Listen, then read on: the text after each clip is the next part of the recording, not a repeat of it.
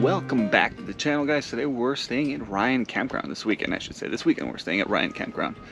I am on a mission to stay at every campground within Joshua Tree, since it is the closest national park to where we live, and then give you guys kind of an experience behind it. But specifically, Ryan Campground, here for 2 nights, enjoying it thus far.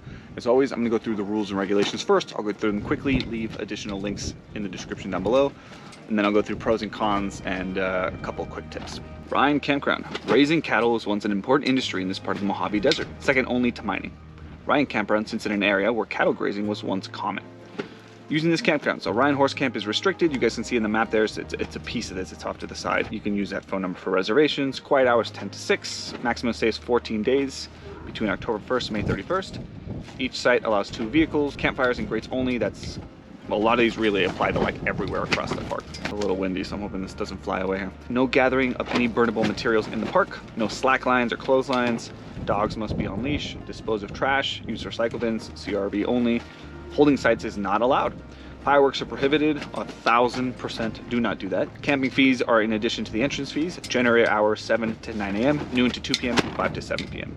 No radio controlled devices, scooters, skates, or drones. And again, these are the quick ones. I'll leave an additional description down below. If you've watched my other camping videos, 90% of these are the same across the board. I think there's very minor differences, but very, very consistent across the board for being at a national park. All right, we'll start with the pros. So flat and clean, very flat, which is nice. I'm here with the car tent, didn't have to do anything to adjust. Really, really simple. They're well kept. You can tell they're clean. The grills are not as well, but bathrooms, you saw the ranger earlier cleaning it out. Well-maintained sites, which is pretty common within national parks. Boulders and Joshua trees. Yeah, there's a lot of Joshua trees here, some boulders nearby. And I think my wife kind of said it best, that staying here really does feel like the Joshua Tree experience, right? I think center north of the park, really good spot to be. A lot of places to hike, not directly from here, but nearby. And Keys Views is also nearby. That's a great spot for sunrise and sunset. For sunset, you're not gonna find any parking, so it's one of those things you gotta plan if you're gonna go do that. But it is there and worth noting. Cons, the sites are very close together. I mean, literally when we got here last night, we sat down, I feel like I could high five the folks that were staying next to us. That's a bit of an exaggeration, but this is the closest I've ever camped with like somebody next to me, hands down. And it's not all of them. If you guys look at the map, and I was gonna talk about this, so I'll just talk about it now with a tip. Like sites 1, 2, 9 are right by these huge boulders. They're beautiful, like the campfire reflects off the rocks. It looks awesome. So if you have the ability to choose a specific site, I'll put up a map here, but you can select the ones that are gonna be a little bit more private and are just gonna be a little bit more aesthetic as well. Second con, bathrooms, obviously a pit. A lot of people don't like that, but you're inside a national park. And as I've covered before, Black Rock Campground, Cottonwood are the only ones with water, right? So perks is you're inside the park.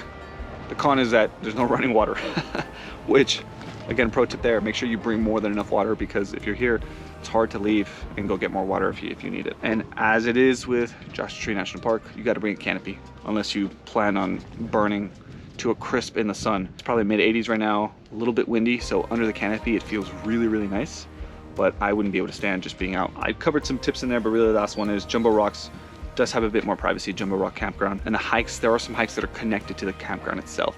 So if you're looking for that, that's a better option for you. I remember when we stayed there, feet away was the trailhead for a small hike, beautiful hike, that took you to Skull Rock. And then you can loop it around, extensions, etc., all there. Let's cover the main rules, pros and cons, some tips. I'm gonna play the B-roll now as I normally do. If you guys are planning on staying here, practice your leave no trace principles. And with that, I'll see you guys next week.